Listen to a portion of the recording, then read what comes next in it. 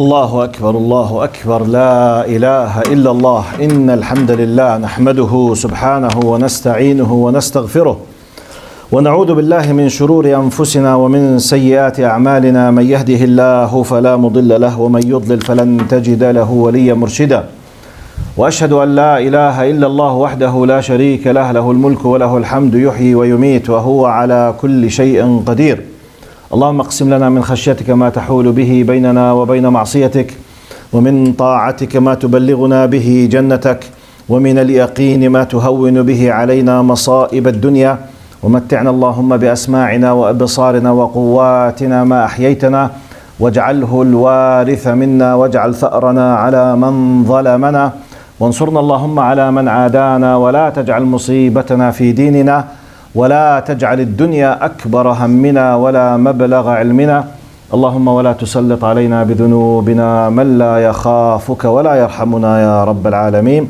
أعوذ بالله السميع العليم من الشيطان الرجيم. بسم الله الرحمن الرحيم. يا أيها الناس اتقوا ربكم إن زلزلة الساعة شيء عظيم يوم ترونها تذهل كل مرضعة عما أرضعت وتضع كل ذات حمل حملها وترى الناس سكارى وما هم بسكارى ولكن عذاب الله شديد.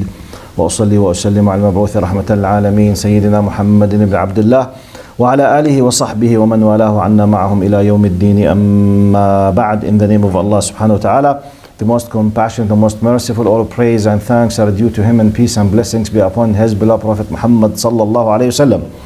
He who is guided by the will of Allah, no one can misguide him, and he who is misguided, no one can guide him except Allah subhanahu wa ta'ala.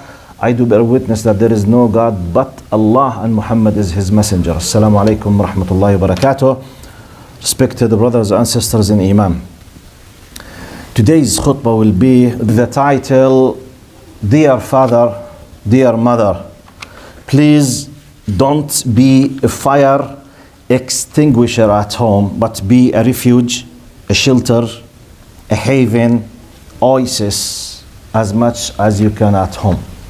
I repeat, I'm sending a message in the coming few minutes for the parents. Out of my experience and the problems that I'm witnessing nearly on daily basis, I'm asking you as a father, I'm asking you as a mother, don't play the role of fire extinguisher, which means you are not there just when it's emergency to solve a problem. You should be always a shelter. You should be a refuge that your kids always comes to you, not just when the disaster happens, you are there. Why I'm saying this? This is the title now. The reason why I'm saying this. You know, some of you know that part of my job here in this country basically to do some kind of family counseling, marriage counseling. We help some families, you know, when they have some kind of dispute between parents and their kids. So I noticed from my experience with tens and tens and tens of cases the following. That a good percentage of Muslim parents, and I'm talking about those who pray and they are practicing Islam, a good percentage, I don't have an academic study to tell you 75% or 82%, but a high percentage of them, they bring their kids in the age of average 13, 14 up to 19, 20. This high percentage in this age, they have a serious problem with Islam. On top of that, something has to do with rejecting Islam, with one of the famous titles, atheism, apostasy, rejecting the whole of the idea of Islam. They are committing already apostasy, ridda al-Islam, and they decided to become atheists, some of them. The majority of them, they have a serious issue with some Islamic teachings. On top of them, the hijab for the girls. Then some of them, not on top, they have a serious problem with some Islamic teachings, such as, you know, drinking alcohol, the weed, the drugs, but a good percentage of them, which could be equal to the hijab with the girls, is the whole package of the sexual relations. The full package. Boyfriend, girlfriend, having a friend, doing any kind of sexual orientation, the problem that we are facing now, or the whole package which has to do with the sexual life. And some of them they reach to the point that as long as Islam is not satisfying my sexual needs, I decided to leave this religion. Some of them. So now I'm just highlighting a phenomena that I'm receiving with a high percentage. Now, because of the experience of the repetition, you keep asking questions to understand what comes behind the phenomena. I discovered that high percentage, the majority of them, they share the following common ground. Number one, the majority of them, they are in public schools.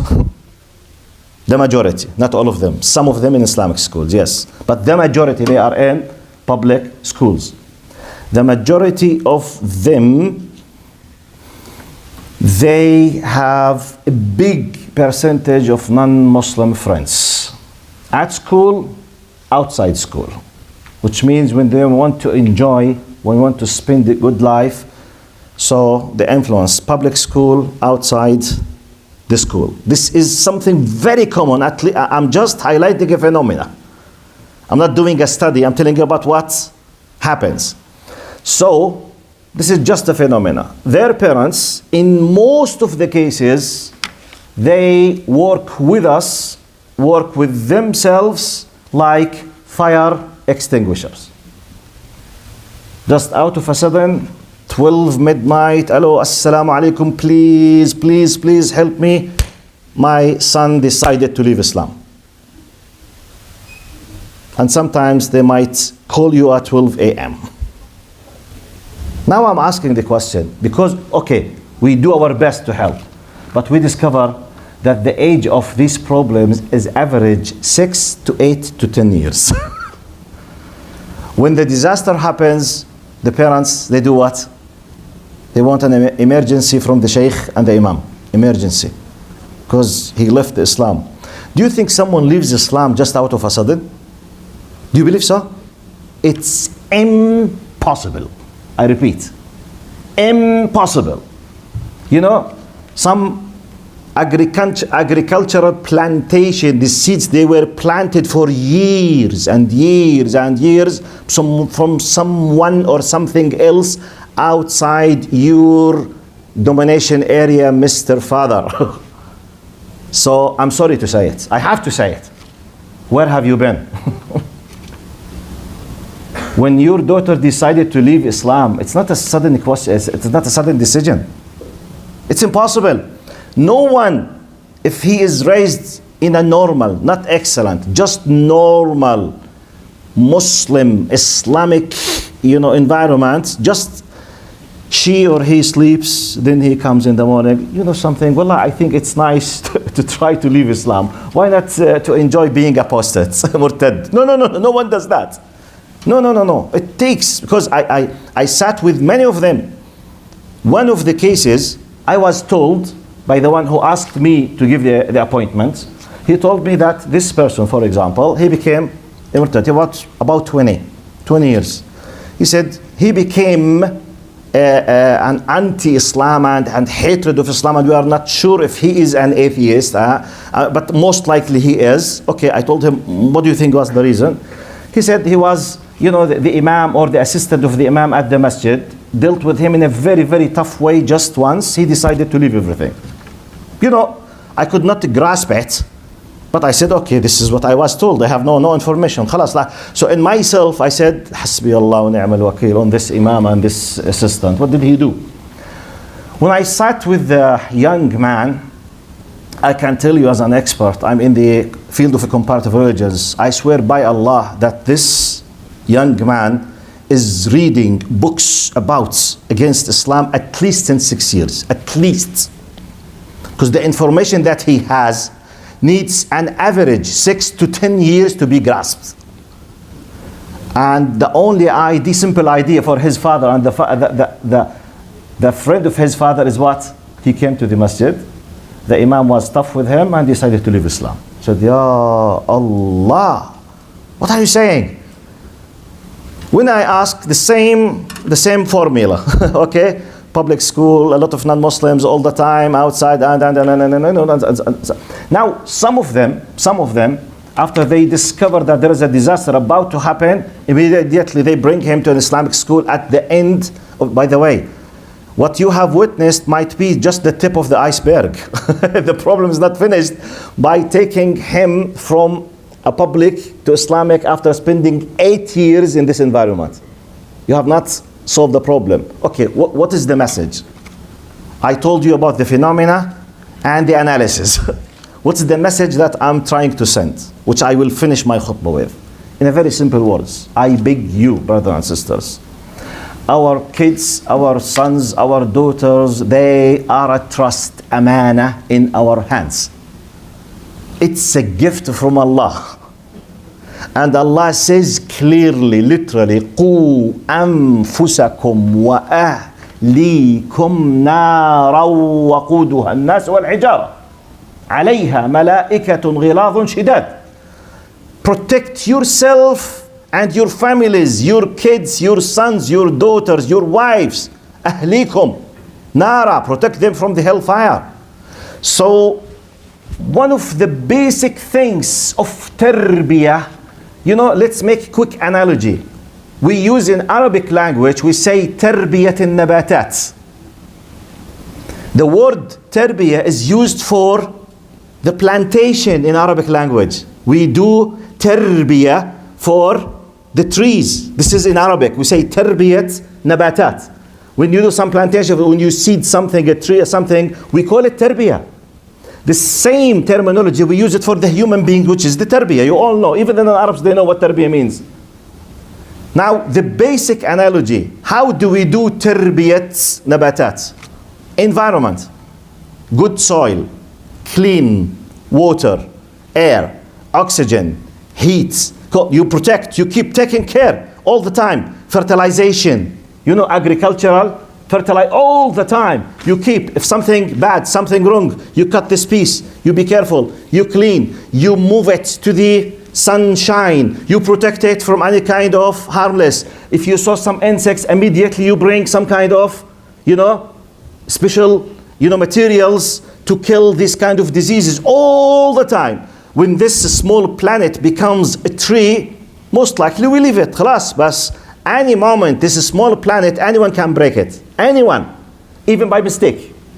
What do? We call it tarbiyat nabatat. So is this thing what we are doing with our kids? So I'm not discussing just bringing food to them.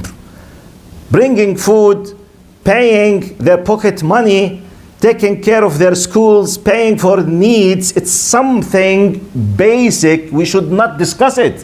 It's a wajib, it's a compulsory. Now here comes where we should be competing with the most important wajib, which is to be close from them, to listen to them, to be patient with them, to try to feed them with the concept of our Islam and our Islamic culture. It's your duty as a father. You have to guarantee that your son loves Allah. It's your duty. It's not the duty of the teacher at school, by the way. Teacher helps you, the school helps you. It's your duty, the minimum, that your kid should not hate Allah. Be careful. The best to love Allah, but at least not to hate Allah, because misunderstanding or being ignorant or sitting all the time with non-Islamic, feed channels or against Islamic feed channels, what do you expect him to be? What do you expect? Your love, your sympathy, your empathy, your closeness, listening, patience, time, discussion, playing all the time, discovering the problem before it happens. And if it happened, you will discover it by its early stages, which is normal, adi, no problem. Many of us, as I told you, I am standing, many of us, for many reasons, they ignore, they don't care, they don't feel, they don't want, I don't know, many reasons. Some of them, may Allah be with them, they can't. But the majority, they can. But simply, they are not aware or they don't care. So the end results I witness it. I witness it with the father when he wants to be a fire extinguisher. إطفاء حرائق. The disaster happens, the fire is there, please help me. Yeah, what can I do? Wallahi, one of them, he brought his son to me. Wallahi, by Allah, billahi tallahi, just because I want just to respect the father, because I was really feeling sorry for him. The son, he was so rude even with me, to a degree he started making jokes against me. I myself, he brought him so that I will help him, to support him. So he came from his point of view to a scholar to help him. He was mocking, making jokes. He say, what did you study? This is how he started to speak with me. His father brought him to me to help him to answer his questions about Islam. He make fun. He started making fun even if everything I was telling him about. He was not listening. So he asked a question. I start with very polite, this one. Immediately he jumps to another question. He does not care to listen to the answer, Aslan. I said, okay, I will close my eye. Next question. Okay, this is because, no, what do you think about this? Listen, just till I finish. Then I said, hey, what did you study? And with this attitude, with this rude attitude. I said, comparative religion. He said, so do you know the Bible?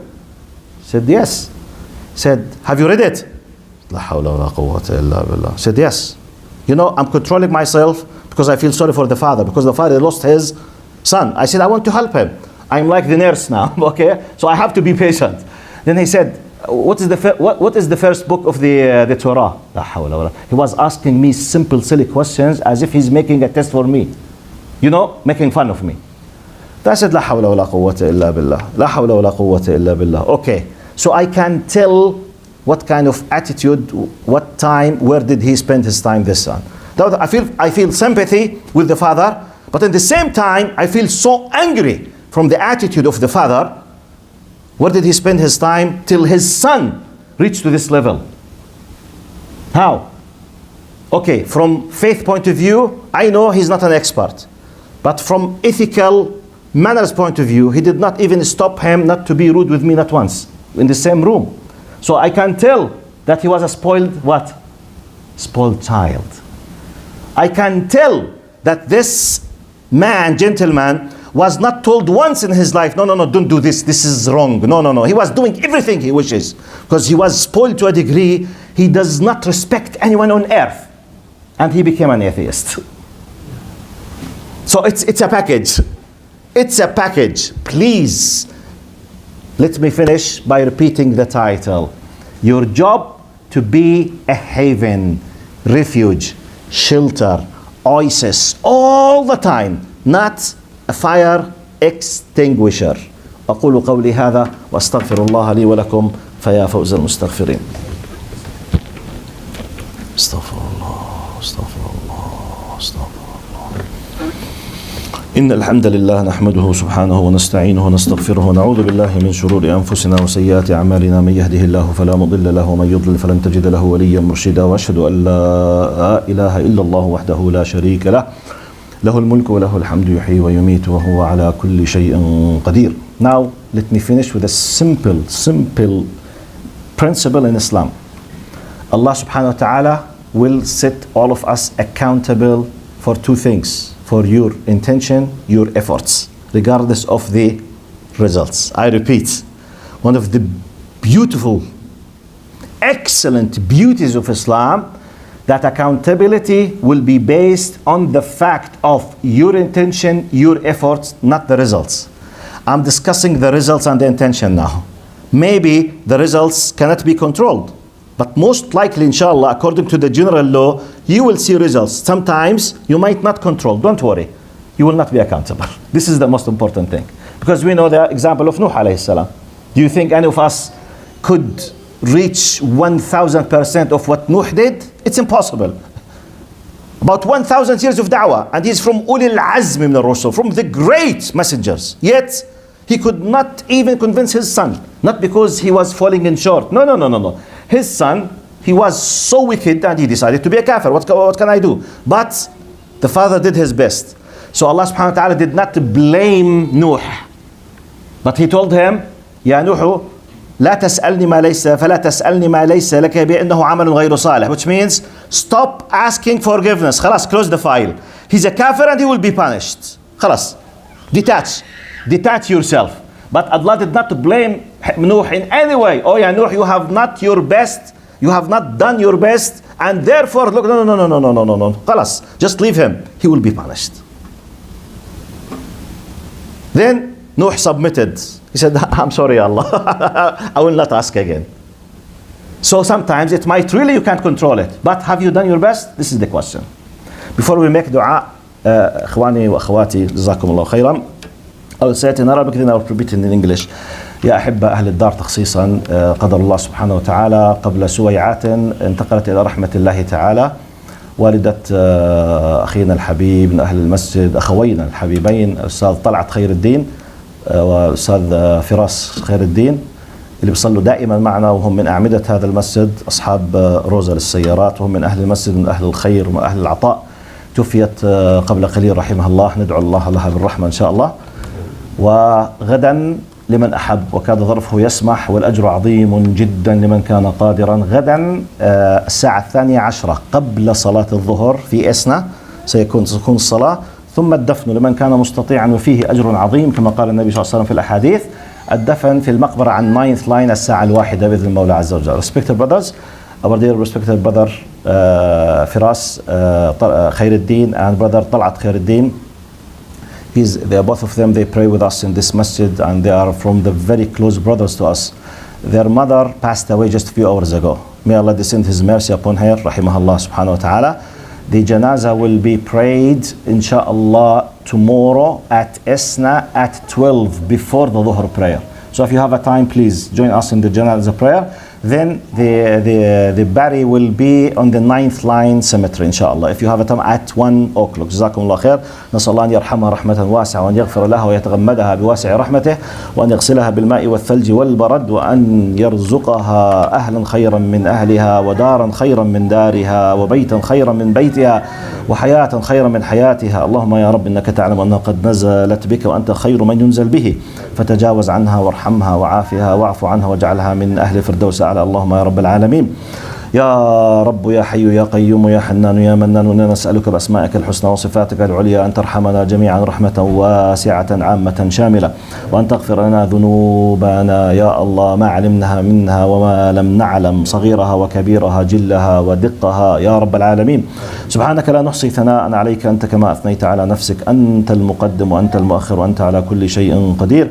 إن الله يأمر بالعدل والإحسان وإيتاء ذي القربى وينهى عن الفحشاء والمنكر والبغي, يعظكم لعلكم تذكرون. وأقم الصلاة.